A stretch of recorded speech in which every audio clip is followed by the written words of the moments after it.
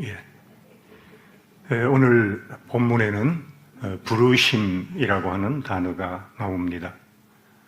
바울이 유대교의 신봉자에서 참고로 말씀드리면 유대교와 기독교는 다르지요. 유대교는 구약 성경까지만 인정하고 예수 그리스도를 구세주로 인정하지 않는 그런 형태를 가지고 있죠. 그러니까 하나님을 알고 성경을 기반으로 한다는 점에는 비슷하지만 전혀 다른 것입니다. 바울이 유대교의 신봉자에서 예수 그리스도의 사람으로 변하게 된 것은 자기의 판단과 선택과 결단에 의해서 그렇게 된 것이 아닙니다. 하나님의 부르심이 그에게 있었기 때문이라고 오늘 로마서 1장에서 바울이 고백하고 있습니다. 사실 바울은 자기의 길, 자신이 생각하고 원했던 그 길이 따로 있었습니다. 그가 간절히 원하고 열심히 추구했던 것은 유대 사회의 종교 귀족이 되어서 사람으로 누릴 수 있는 모든 것들을 충분히 누리면서 사회적으로 영향력 있는 인생을 살고자 함이었습니다. 그러나 하나님께서는 그런 바울을 그가 원하는 대로 살도록 내버려 두시지 않고 그를 부르셨습니다. 어느 날 바울이 자신이 원했던 그 길을 열심히 달려가고 있을 때 하늘에서 큰 음성이 나며 바울의 옛 이름인 사울을 부르셨습니다. 사울아, 사울아 라고 하는 큰 음성이 있었고 놀란 바울이 당신은 누구십니까? 라고 물었습니다. 그러자 나는 네가 핍박하는 예수다 라고 하시는 주님의 음성이 직접 들렸습니다. 예수께서 바울을 찾아오시고 직접 그를 불러주신 것입니다. 바울이 이렇게 부름받는 모습을 보면 저는 생각나는 노래가 있어요. 제가 저하고 이름이 같다고 맨날 무슨 관계냐고 묻는 가수가 하나 있는데 송창식 씨라 가수가 있습니다. 그분이 부른 노래 중에 왜 불러 왜 불러 돌아서서 가는 사람을 왜 불러 뭐 다른 건 기억이 안 나고 그 구절은 기억이 납니다. 예수님께서 바울을 부르시던 그 시대에 이미 하나님을 좋아하고 사랑하고 예수님을 따랐던 초대교회에 많은 사람들이 있었습니다. 그런데 그런 사람들을 제쳐두고 예수께서는 자신을 등지고 돌아서서 자기의 길을 고집하며 가는 바울을 굳이 부르셨다는 것입니다. 하나님께서는 하나님 당신을 인정하고 사랑하는 자들도 사랑하시지만 하나님을 등지고 돌아서서 살아가는 사람들에게도 하나님은 막대한 관심과 고민을 가지고 계신 것입니다. 그것은 마치 집안에 있는 자식도 사랑하지만 부모가 싫다, 가정이 싫다 하고 가출해 나가 있는 아들 역시 사랑하는 부모의 마음과 같은 것이라고 생각합니다. 이 부르심의 사건으로 바울은 사울이 아닌 새 사람 바울로 살아가게 되었습니다. 여러분들께서는 혹 이 기독교 신앙생활을 하시면서 하나님의 부르심을 들으시거나 혹은 받으신 적이 있으십니까?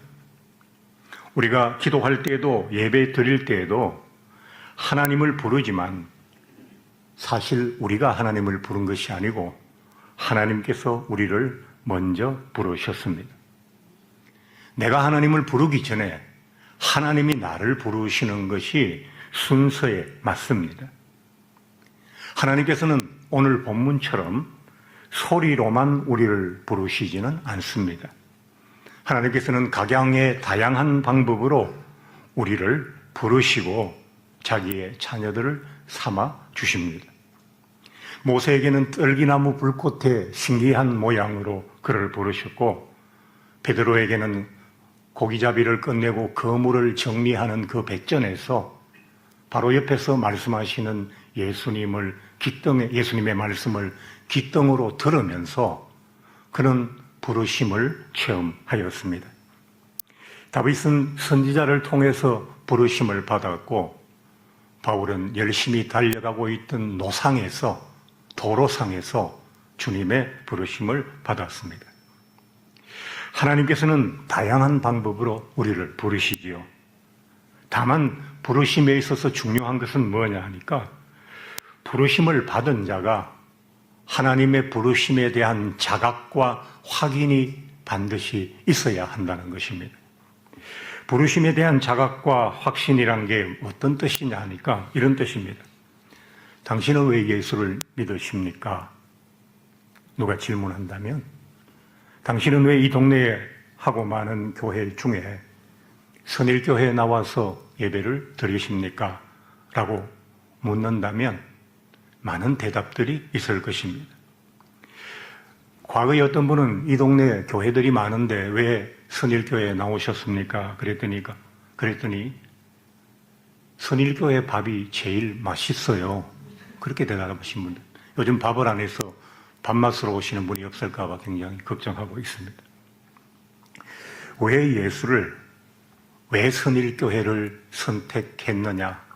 왜 예수를 믿고 이 교회에 나오느냐라는 질문의 정답은, 하나님께서 저를 부르셨기 때문입니다가 정답입니다. 이 교회가 제가 사는 집에서 가장 가깝거든요. 이 교회가 헌금하라는 소리를 좀 적게 하는 것 같았어요. 이런 것들은 교회를 접촉할 하나의 이유는 되지만, 그것이 오랜 기간 신앙생활을 지속할 수 있는 동기나 원인이 되기에는 너무나도 부족합니다. 우리 각자는 자기 안에서 하나님의 부르심을 받고 그 부르심에 응답하면서 이 신앙생활이 시작되어야 하고 진행되어야 하고 결말을 맞이해야 하는 것입니다. 도중에 돌아서 나가시는 분들은, 조금 믿다가 실망하시는 분들은 이 부르심이 자기 안에서 자각되지 않고 확인되지 않았기 때문입니다. 저는 젊은 날 돈 잘 벌고 잘 제멋대로 살다가 왜 목사가 되었을까요? 저는 왜 목 좋고 대우 좋은 교회들이 많은데, 멋진 교회들이 많은데 선일교회 목사가 되었을까요? Why am I here? Because God called me here. 라고 답할 수 있겠죠. 왜 네가 여기 있느냐? 하나님께서 여기로 나를 부르셨기 때문입니다.가 정답이라는 겁니다. 그것을 우리는 신앙생활을 통해서 우리가 시급히 확인하고 자각해야 될 아주 중요한 문제라는 겁니다. 지금 코로나가 끝나고 비대면의 시대, 전체 인구의 절반이 혼자 사는 이 시대, 밥 먹고 생활하고 그렇게 살아간다는 것이 너무나도 힘들고 어려운 이 시대에 정치는 혼란하고 경제는 너무나 양분되어 있고 한 사람의 사람 구실하기가 너무 힘든 이 시대에 교회까지 나가서 시간을 써야 하고 별로 귀에 잘 들어오지 않는 목사의 설교를 굳이 들어야 하느냐라는 이유를 그 어떤 것에서도 찾을 수 없다는 겁니다. 내 안에 하나님의 부르심이 있을 때 그 모든 것들은 가능하다는 이야기를 지금 여러분에게 드리고 있습니다. 하나님께서 우리를 부르시는 그 부르심은 교회 생활에도 너무나 중요합니다. 오다 가다 여기 온 것이 아닙니다. 하나님이 당분간은 여기에서 나를 예배하고 또 좋은 그리스도인의 삶을 살아가라고 나를 이 지역에서 이 교회로 부르셨기 때문에 여기에 계셔야 하는 것입니다. 부르심이 중요한 이유는 기독교 신앙생활에 있어서 우연이 없기 때문입니다. 우리가 우연이라고 생각되는 그 뒤쪽에는 하나님의 섭리와 역사하심이 존재하고 있습니다. 우리가 교회를 선택하고 기독교인이 된 것이 아니라 하나님께서 나를 부르셔서 내가 크리스찬이 되고 교회의 일꾼이 된 것입니다. 하나님의 부르심이 있어야 하고 그것에 응답하는 그것이 바로 신앙생활인 겁니다. 주일날 교회에 나오시는 게 신앙생활이 아니고 교회 여러 가지 예법들을 익히는 것이 신앙생활이 아니고 오늘도 주일이 되어 예배로 나를 부르시는 하나님의 부르심이 내 안에 자각되어야 하고 거기에 응답하기 위해서 이 자리에 나와야 된다는 거죠. 물론 처음부터 그렇게 될 수 없는 분들도 많이 있습니다. 그러나 결국은 그것이 우리가 예수의 사람으로 넘어가는 마치 이스라엘 백성들이 광야에서 풍요로운 땅 가나안으로 넘어가기 위해서 그 요단강을 건너야 했던 것처럼 우리가 반드시 건너가야 할 어떤 지점이라는 것입니다. 그래서 우리에게 부르심이라는 단어는 굉장히 중요합니다. 하나님과의 만남이나 구원의 사건은 모두 이 부르심으로부터 출발이 됩니다. 우리는 부르심을 보통 두 가지로 구분하는데 구원과 삶의 부르심, 이건 나누어서 나중에 설명을 드리고요. 두 번째는 사명의 부르심, 이렇게 구원의 부르심과 사명의 부르심 두 가지가 있습니다. 예수께서 수고하고 무거운 짐진 자들아 다 내게로 오라 내가 너희를 쉬게 하리라 하셨습니다. 이 외치심은 모든 인생을 향한 예수님의 부르심입니다. 그러나 이 부르심이 세상에 들렸다고 해서 모든 인생들이 다 이 부르심에 응답하지는 않습니다. 그래서 마태복음 22장의 14절인가요? 거기에는 어떤 말씀이 있냐 하니까 청함을 받은 자는 많으나 택함을 입은 자는 적으니라. 현대식 표현으로 바꾸면 잔치에 오라고 초청받은 사람은 많지만 다 잔치에 오는 것은 아니다 이 말입니다. 예수께서 수고하고 무거운 짐진 자들아 다 내게로 오라 하셨지만 수고하고 무거운 짐진 인생 모두가 그 부르심에 응답하는 것은 아니기 때문에 초청장은 많이 발송됐지만 실제 잔치에 와서 귀빈이 되는 사람은 너무나 적다라고 하시는 말씀입니다. 청함을 받은 자, 택함을 입은 자라고 할 때 청함을 받은 자는 클레토스라는 단어입니다. 부름받았다는 뜻입니다. 그런데 택함을 입은 자는 에클레토스라고 합니다.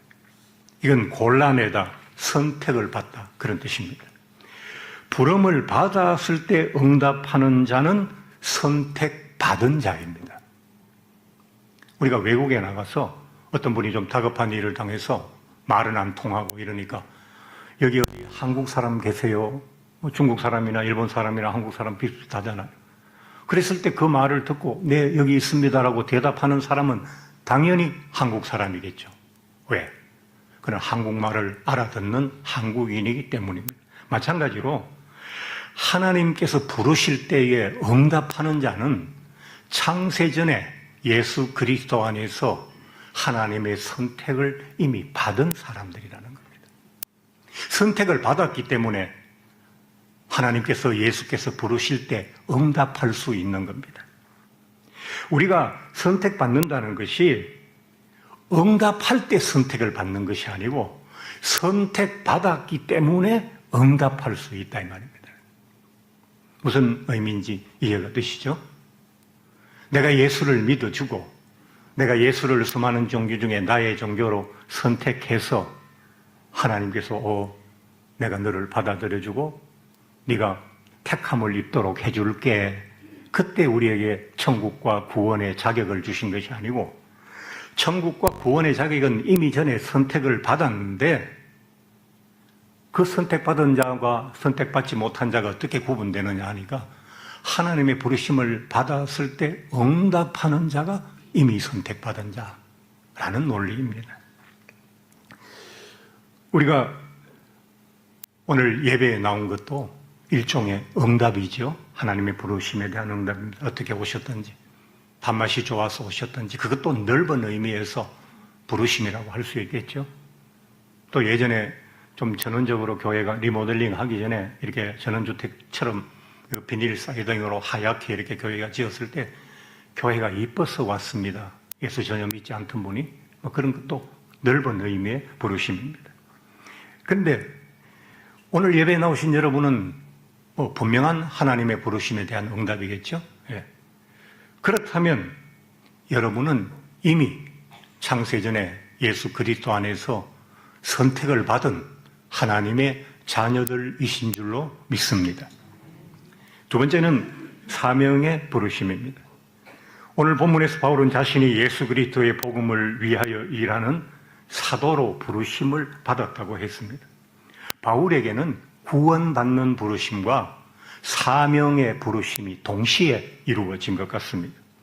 저도 예수 믿고 1년 만에 목사로 부르심을 받아서 구원의 부르심과 사명의 부르심이 아주 가깝게 근접해 있습니다. 신체 건강한 이 구원의 부르심과 사명의 부르심을 설명드리자면, 신체 건강한 대한민국의 모든 청년들은 병력 의무를 위해서 국가의 부름을 받죠. 그리고 이제 훈련소나 신병교육대에서 아주 기본적인 훈련을 받습니다. 그러고 나면 그가 군대 생활을 하는 내내 어떤 임무를 수행할 것인지 자기의 주특기를 부여받아요. 주특기가 없는 군인은 없습니다. 여기에서 이제 비유하자면 기본적으로 군인으로 부르심을 받는 것을 구원으로 부르심을 받는다는 것으로 비유할 수가 있고요. 그렇게 부름받은 군인들이 어떤 임무를 하면서 군대 생활을 할 것인가 라는 주특기를 부여받는 것을 부르심에서는 사명의 부르심으로 그렇게 비유할 수가 있습니다. 군인들은 주특기 없는 군인이 없어요. 지사장에서 밥을 하든지 뭘 하든지 주특기는 있습니다. 그래서 육군의 경우를 보면 직접 전투에 참가하는 보포기 공통이라고 하죠. 보병, 포병, 기갑, 공병, 통신. 요즘은 미사일 부대도 있고 전투 영역이 넓어졌습니다만 과거의 개념으로는 그랬고요. 그 나머지 모든 병과는 이 전투를 직접 수행하는 병과들을 지원하기 위한 그런 병과들이죠. 마찬가지로 우리는 모두가 구원의 부르심을 받지만 주님의 몸된 교회에서 또 아니면 하나님의 복음과 선교나 이런 여러 가지 사역들을 위해서 나름의 사명의 부르심을 받는 거예요. 주특기 없는 군인이 없듯이 사명 없는 봉사의 자리가 없는 그리스도인이 있어서는 안 되는 거죠. 우리 교회는 이제 11월 2일 날 지난번에 선출되셨던 9분의 일꾼들을 세우는 그런 과정이 남아 있을 겁니다.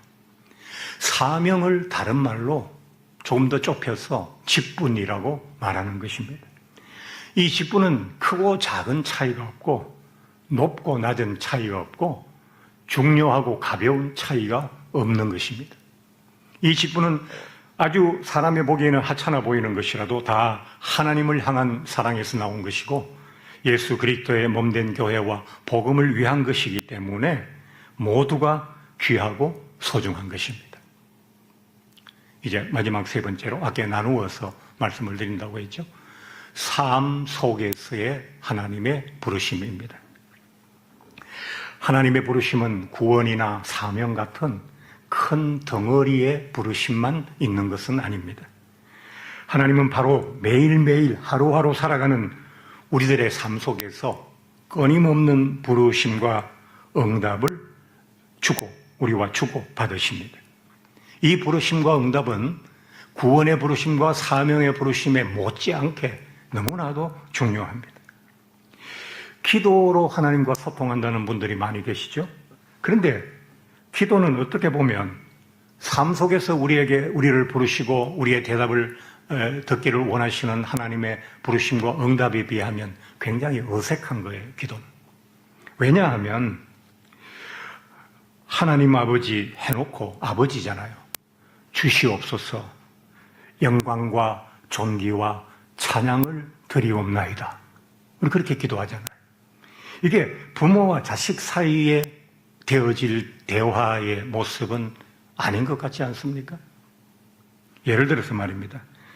아들이 자기 아버지한테 용돈을 달라고 할 때 존경하는 아버님, 아버님의 호주머니 안에 고이 넣어두신 그 소중한 물질을 저를 궁휼히 여기사 은혜로 내어 주시옵소서.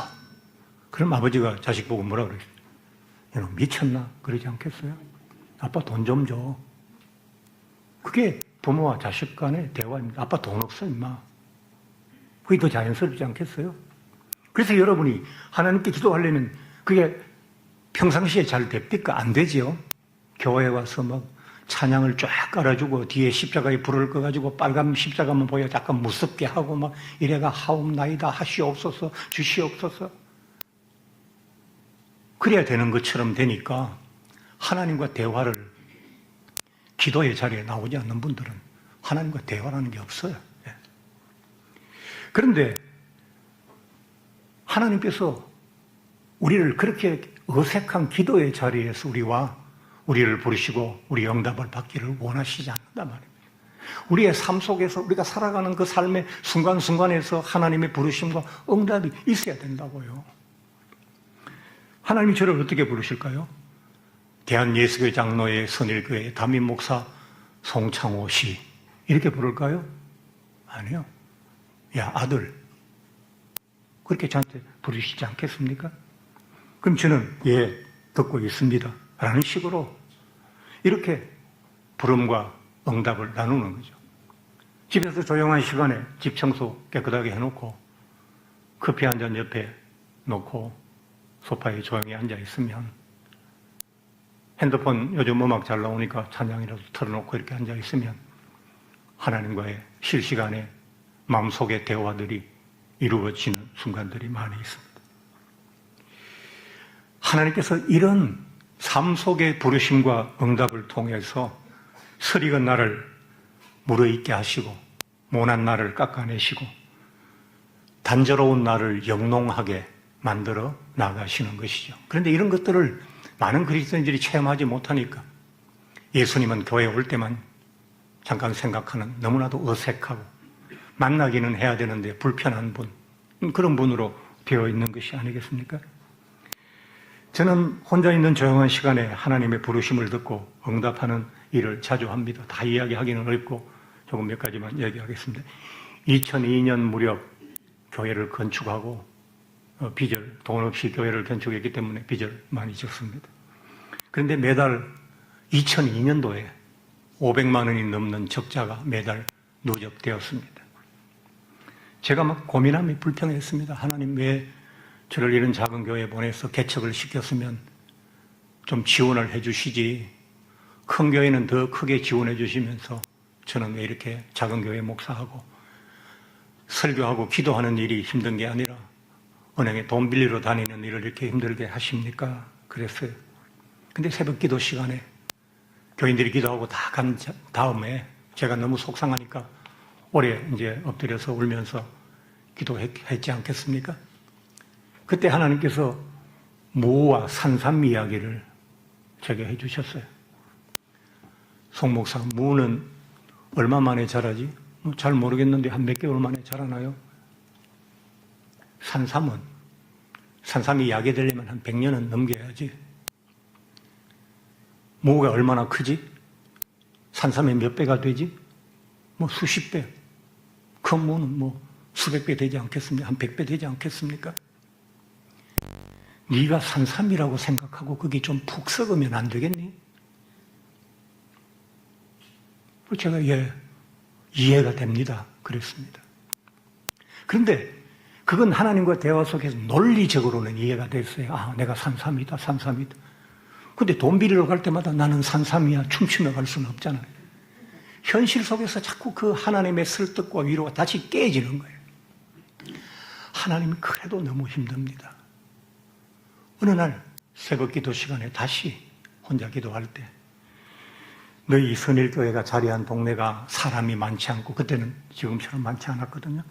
이 동네에 빌라 없을 때입니다. 너희 교회에도 성도들이 적다 하니까 내가 그곳에 땅이 빈 곳에 빌라를 짓겠다 하셨어요. 내가 이 교인들에게 그때 광고했어요. 하나님 내게 이렇게 말씀하셨다. 땅이 빈 곳에 빌라를 지을 테니까 너는 내가 빌라를 지을 때까지 기다리지 말고 내게 빌라 하셨어요. 그래서 내가 하나님이 빌라 하셨다고 이러니까 사람들이 무슨 말인지 몰라서 예배 때 설명을 해드렸어요. 그러자 이 동네에 빌라들이 막 무지무지하게 골짜기마다 골목마다 빌라가 차기 시작하고, 교회는 비더던 애던 교회 살림살이는 정상을 되찾았고, 코로나 전까지 이 자리가 비잡도록 성도들이 나와 앉았고, 한때는 가운데 보조 의자까지 놓고 목회를 했죠. 물론 코로나가 오면서 다시 그것이 깨어지고 지금처럼 비어 있습니다만, 지난주에는 하나님과 이런 소통을 했습니다. 내가 요새 자꾸 몸이 늙고 이렇게 이제 나이가 좀 드니까, 옛날에는 뭐 좀 펄펄 뛰어다니고 밤을 새워도 괜찮고 뭐 이랬는데, 자꾸 이렇게 일하는데 제약이 되고 생활하는데 조금 부담이 되니까 마음에 좀 그런 걸 갖고 있었지. 뭐 집에 소파 위에 앉아서 쭉 늘어져서 앉아 있는데 하나님께서 말씀을 하셨습니다. 야, 송 목사, 익숙하지 않은 늙음을 맞이하기가 힘들지? 그래도 그 길을 건너와야 내게로 올 수 있어. 이렇게 말씀하셨습니다. 그래서 제가 이렇게 답을 했습니다. 하나님, 제 팔에 작은 반점, 검은 반점들이 한 10서너 개 생겼습니다. 이게 아마 옛날 어른들이 말씀하시는 저승꽃이 핀 것 같습니다. 제가 그랬어요. 반점이 아프냐? 아니요. 온몸에 다 생기냐? 아니요. 뭐가 문제냐? 넘어가. 하나님의 결론, 제게 그날 결론이 이런 겁니다. 늙음이 어떤 것인지, 늙은이의 삶은 어떻게 살아야 하는지 내 손을 잡고 걸어가면서 배워보려무나. 늙음이 전에 있던 많은 것을 내게서 가져가지만 또 새로운 것들도 너에게 많이 가져다 주지 않았니? 네가 그렇게 이뻐하는 손자 이한이 너 안 늙었으면 그 손자 안아볼 수 있었겠어? 너 옛날에 모세가 성경 읽을 때 가나안 땅을, 그토록 가기를 원했던 가나안 땅을 멀리서 바라보고 모세는 못 들어갔거든요. 늙어 나이 들어 모세가 죽었습니다. 가나안 땅 저편 광야에서. 네가 젊을 때 그 모세의 늙은 마음 이해할 수 있었어? 뭐 잘 못하고 그냥 말씀만 보고 설교했습니다. 지금은 어때? 100%는 아니지만 많이 이해할 수 있을 것 같습니다. 그래, 젊음이 다 좋은 것도 아니고 늙음이 다 나쁜 것도 아니야. 네가 늘 네 스스로 말하잖아. 흐르는 강물처럼, 내려앉는 서양처럼 그렇게 살면 돼. 그리고 그날 저와 하나님의 부르심과 응답은, 대화는 끝이 났습니다. 저는 이런 대화가 너무 좋습니다. 이런 시간이 내게 없었다면 내가 연약한 육신과 늙어가는 이 나이와 아직도 여전히 계속되고 있는 담임 목사로서의 나의 책임감, 가정에 대한 나의 여러 가지 어떤 의무사항, 이런 것들을 다 치고 나갈 수 있었겠습니까? 근데 저는 아직도 낙관하고 있고, 아직도 행복하고, 미래나 늙음에 대한 노후 준비가 전혀 되어 있지 않아도 조금도 두렵지 않습니다. 인생의 8분의 7을 이렇게 하나님 은혜로 살았는데, 이제 남아있는 8분의 1을 걱정하고 살랴라는 믿음이 마음에서 올라오면 안개처럼 피어났던 염려와 근심들은 아침에 태양에 말라버리듯이 다 사라져버리고 맙니다. 오늘 여러분을 위해서 기도하는 마음으로 말씀을 드립니다. 여러분의 삶 속에 하나님의 은밀하신 부르심이 있고, 그 부르심에 응답하심이 있으셔서 고단한 세상이지만 사랑받고 행복함을 느끼면서 건강하게 살아가시는 그런 여러분들이 되시기 바랍니다. 우리 함께 말씀을 생각하면서 찬양하겠습니다.